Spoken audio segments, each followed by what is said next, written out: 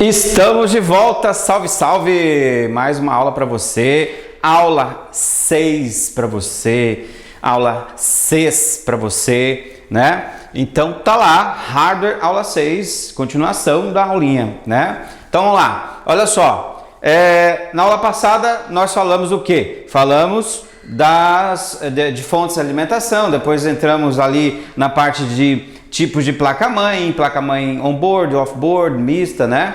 Então é isso aí, pessoal. Informática para concurso é isso, tá? São detalhezinhos, coisas que você não usa no dia a dia. Eu sei que a aula é maçante, por isso que a gente divide aqui em vários pedaços, para você não perder nada, né? Para você ir criando a sua prateleira aí de vídeos, de conhecimentos na parte de hardware, né?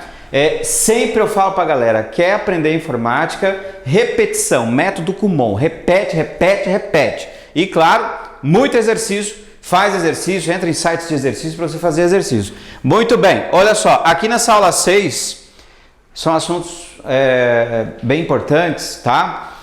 Porque é o seguinte, vocês lembram do Alan Turing, né? Aquele cara que se matou, mas antes ele criou todo um conceito de computação, né, que nós usamos hoje. Outros cientistas, até na época dele, também criaram, como Babbage, como o outro lá que criou a calculadora, enfim, vários outros, como vocês viram ali naquela primeira aula nossa de evolução dos computadores. Mas o Alan Turing foi o que mais criou conceitos na área de computação, inclusive na parte de memórias, na parte de variáveis de ambiente, de periféricos, quem que deve processar a informação, onde que essa informação é guardada. Então ele criou todo um conceito de como seria essa máquina. Para a época dele não tinha tecnologia suficiente, mas isso foi usado depois, como vocês viram naquela evolução da computação. E ele deixou pronto, né, o que a gente chama assim de leis de Turing, que são os conceitos básicos de funcionamento de um computador, tá? Então olha só, todo computador, não importa se for uma calculadora até, tá? Calculadora, que podemos dizer que a calculadora é a mãe dos computadores, né? Porque primeiro foi criada as calculadoras. Então mesmo uma calculadora para um computador pessoal, para um mainframe, para um computador, para qualquer tipo de computador, existem 4 níveis de processamento, tá? Isso que você não deve esquecer. Para qualquer tipo de computador, para dispositivo que processa alguma coisa, existem 4 níveis. Então, se a banca perguntar qual é o subsistema básico de funcionamento dos computadores, os computadores possuem 4 subsistemas básicos. Subsistema da entrada da informação, né? Então, primeiro você vai entrar com informação. Ah, professor, através do quê? Uai, através do teclado, do mouse, não é isso? Você entra com informação. Essa informação vai ser processada, processamento. Quem que entra aqui? O processador, entra aqui os barramentos, que a gente vai falar o que é isso depois. Entra aqui também o glorioso chipset, né? O chipset também faz parte do processamento, mas principalmente o processador. Então a informação, depois que você entra, depois que a informação é enviada para a placa-mãe, ela vai ser processada. E depois o nível de armazenamento aqui entra quem? As memórias, que é o estudo mais importante da aula de hardware, que vai começar na 7ª aula, tá? Então, ó, o estudo das memórias é a parte mais demorada da aula, é a parte que mais cai em concurso público. Não importa o concurso público, o que mais cai é a parte de memórias, porque é um assunto extenso, demorado, tá? E depois, saída, quem que mostra o resultado? O monitor, a impressora, não é isso? Ó, a impressora. Ah, tá, que legal, realmente o computador trabalha assim, a gente entra com a informação, essa informação é processada primeiro, depois ela é armazenada, depois ela é mostrada. Então, ó, tem até uma mímica para você não esquecer lá na prova. Olha só, você chega lá na prova e fica assim, ó, entrada, processamento, armazenamento, saída. Entendeu? Pegou? Entrada, processamento, armazenamento, saída. Pensa você, mulher, toda gatinha, tá? Senta lá na hora da prova, olha para o fiscal, geralmente o fiscal de concurso parece uma foca grávida, né? E aí eles estão lá sentado, tudo emburrado, porque tem que fazer aquele serviço. Aí você olha para o fiscal e fica fazendo assim, ó, assim, ele vai achar que você quer sair com ele, né? Tipo, vamos conversar. Aí depois a gente marca alguma coisa, né? Depois a gente faz um Thundercats e beleza, fechou, né? O cara vai adorar essa mímica sua, não, você não vai fazer isso não é pro cara, tá? Então, olha só, mas ele já vai ganhar o dia. Então, olha só, entrada, processamento, armazenamento, saída, usa a mímica do professor Óstito para você lembrar disso aqui. Aí depois, agora que você já sabe como o computador trabalha, aí é o seguinte, aí isso aqui, ó, isso aqui que é agora a parte de classificação das memórias, não foi feito isso pelo Alan Turing, não, que aí quer demais, né? Depois que os computadores foram criados, que as memórias começaram a ser criadas, né?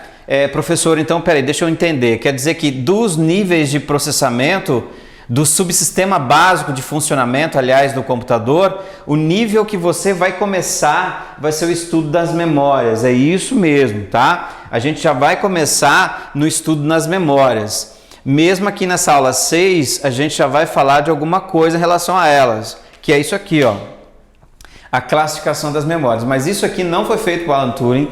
Isso aqui, a classificação das memórias, foi um trabalho junto com o Instituto de Engenheiros Elétricos Eletrônicos, mais o Instituto de Engenheiros Físicos, tá? Esses institutos que praticamente definem normas, padrões, conceitos de como os equipamentos devem funcionar, devem ser classificados, tá? Eles que criaram a classificação das memórias dos computadores, tá? Então, olha só, a classificação, as memórias de um computador, então lembrando, destes 4 níveis, o mais importante é o nível de memória. A gente vai falar de processadores também, vamos falar de teclado e mouse, mas isso aqui não é tão importante, o negócio é aqui, para concurso público é aqui, tá? Então aí, antes da gente entrar na aula 7, que a gente vai ter que detalhar cada memoriazinha, nessa aula 6 aqui, classificação das memórias. Isso aqui eu lembro que caiu numa prova que é o Conselho Regional de Medicina Veterinária de Santa Catarina.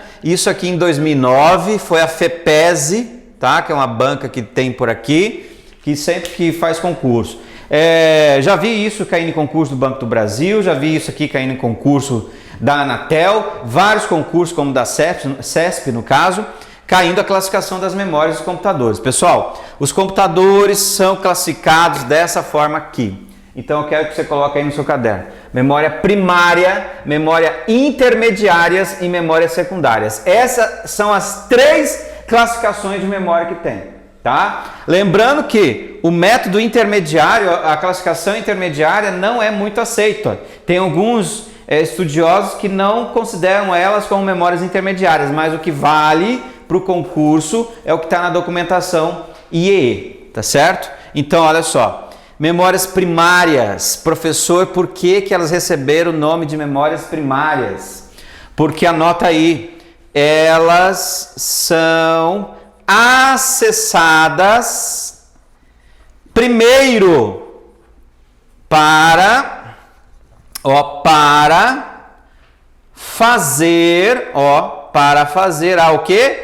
Inicialização do sistema. Opa! Olha a importância das memórias primárias. Elas que são usadas para inicializar o seu computador.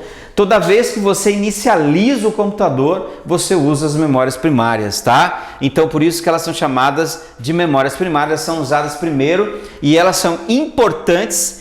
E sem elas não existe a inicialização. E aí o que pode cair no concurso? Eles podem colocar assim, ó, uma placa-mãe não possui a memória RAM. é correto afirmar que a inicialização do sistema, mesmo assim, será bem sucedida. Não, entendeu? Não, quais são as memórias primárias? Memória ROM, memória RAM e memória CMOS. Essas três memórias são usadas para inicialização, cada uma tem a sua função e isso a gente vai ver mais para frente, tá? Então, se falar que está faltando qualquer uma delas, o computador não inicializa. Memórias intermediárias, memória cache e registrador. Professor, por que o nome é intermediárias? Porque elas ficam dentro do processador, dentro do processador. Fica dentro do processador.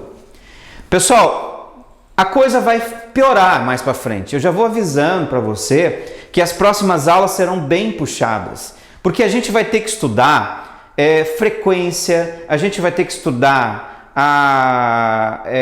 por exemplo, hertz por segundo, vai ter que estudar o que é refrescamento, o que é clock, porque o estudo de memórias envolve também a sua velocidade, a quantidade de energia que entra nessas memórias para gravar informações. Então, eu já vi caindo em concurso, tá? O seguinte, dizendo assim, que as memórias cache são mais lentas do que as memórias RAMs, uma vez que a cache funciona na frequência da placa-mãe e a RAM na frequência do processador. Já pensou cair isso em concurso?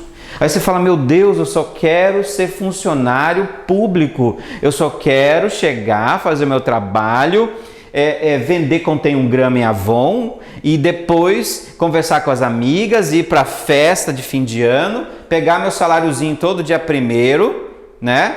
E ficar feliz, só isso que eu quero. E aí eu vou ter que saber frequência? Sim, meus amigos, porque é o seguinte, como é que a banca vai pegar e colocar os melhores lá dentro? Não interessa se você vai usar informática ou não vai, mas a banca tem que cortar, já pensou? Senão não existia concurso público. Então pensa assim, você vai ter que estudar isso agora, depois você joga isso aqui, você joga as videoaulas, você joga minhas apostilas, você queima tudo, você faz o ritual da libertação, entendeu? Você faz o que você quiser, mas antes tem que estudar isso aqui. Então olha só, eles vão perguntar para você, a memória cache funciona na mesma frequência da placa-mãe e a RAM na mesma frequência do processador. Já pensou? Então tudo isso a gente vai ter que ver. Mas não, depois a gente coloca isso aí. Ó, então de intermediário você tem, como elas ficam dentro do processador, é óbvio que as memórias cache são muito mais rápidas. A gente vai ver isso. Por quê? Porque o processador ele tem uma frequência extremamente alta, mais alta do que a placa-mãe, tá? Então memória cache e o registrador são duas memórias chamadas de intermediárias, cada uma tem a sua função, a gente vai ter que estudar mais para frente. Memórias secundárias são todas de armazenamento em massa e todas as secundárias são não o quê?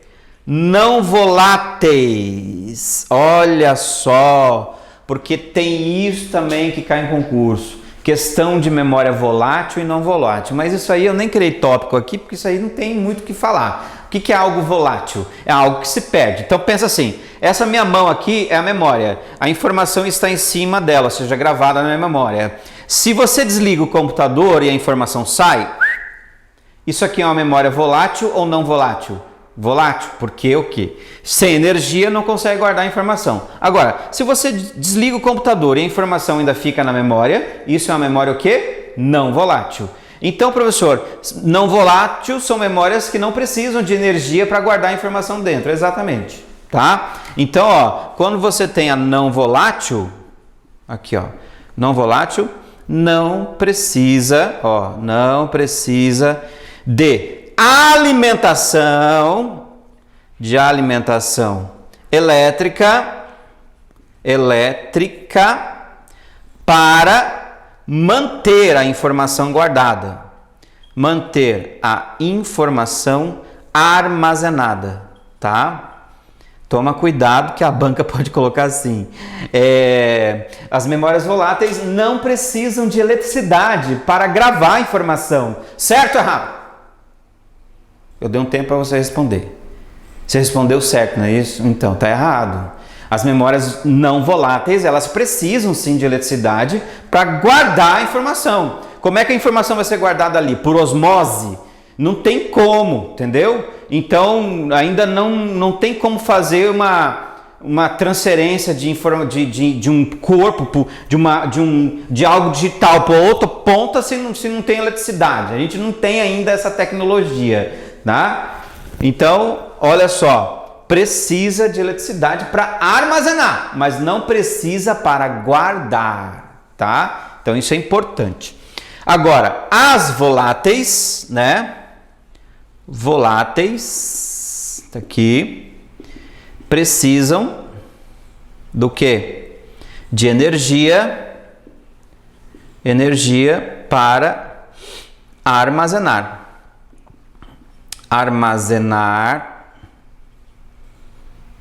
a informação. Então elas precisam para armazenar a informação e deixá-las ali guardadinhas, também precisam de energia, tá?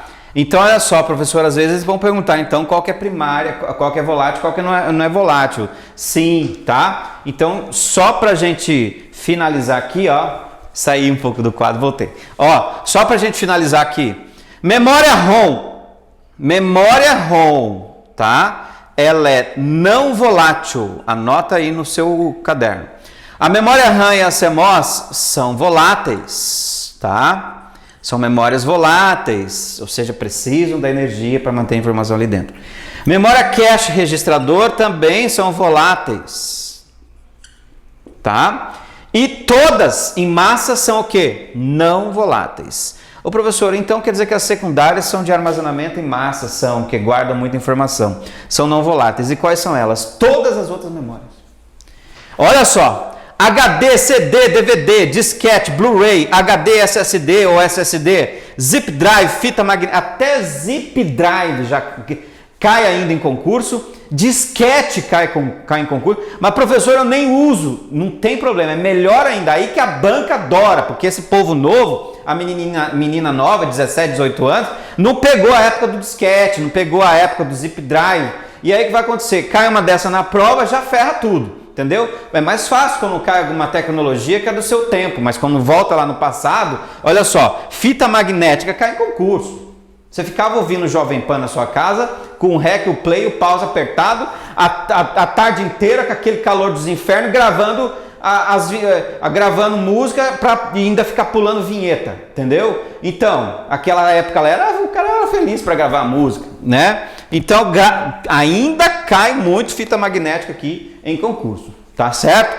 Então, olha só, essa é a classificação das memórias, não esquece aqui quem que é volátil ou não volátil, tá? E aí, isso aqui a gente fechou, não esquece da classificação também do subsistema dos computadores, né? Como os computadores armazenam as informações, isso é muito importante.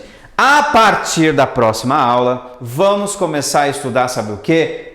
Cada uma das memórias. A gente vai falar da memória ROM, da RAM, da CMOS, do cache, do registrador. Então nós temos 1, 2, 3, 4, 5, 6, 7, 8, 9, 10, 11, 12, 13 memórias para falar. E detalhe, não é só saber, o disquete, ele guarda arquivos e ele tem um tamanho de tal. Não, você tem que saber características, por exemplo, da memória ROM, quais são os tipos de memória ROM, quais são os tipos de memória RAM, para que serve a CMOS, ela tem bateria, não tem, qual que é a velocidade da memória RAM, ela tem frequência, qual que é a frequência, né? Então assim, ó, pessoal, esse estudo de memória, que é a próxima aula, é muito importante e eu quero que vocês, a partir da aula 7, prestem atenção, que aí agora a gente entra realmente na parte mais importante da aula de hardware, tá certo? Então, espero vocês até a próxima aula, agora eu prometo que agora eu vou até o final, hein? Tá? Eu dei um tempinho, só é que na verdade a editora Atualizar pagou para mim uma viagem para o Caribe, tá? Lá eu fiquei no hotel, é um espetáculo, fiquei no hotel no Caribe, né? No Caribe. O Tanaka também foi para lá, ele, né, ficou ali, brincou com os tubarão, porque ele gosta dessas coisas assim de esporte radical. Eu não, eu só fiquei ali e tal, né? Então a gente, e aí o Tanaka foi embora, eu fiquei ali no Caribe. Então assim, foi um espetáculo, né? E depois eu cheguei ontem de helicóptero aqui nos estúdios da editora. É um espetáculo isso aqui, tá? A gente vem de helicóptero e aí é um espetáculo. O Emerson tem uma Ferrari. Então assim, ó, pessoal, eu dei um tempo agora vai até o final. Agora vai até o final. Pessoal que está se preparando aí para concurso aí em Minas, pessoal aí do Rio de Janeiro, de São Paulo, Santa Catarina, pessoal lá do Norte, Amazônia, Mato Grosso, Rondônia, Mato Grosso do Sul, Piauí, todo mundo está aí se preparando para concurso.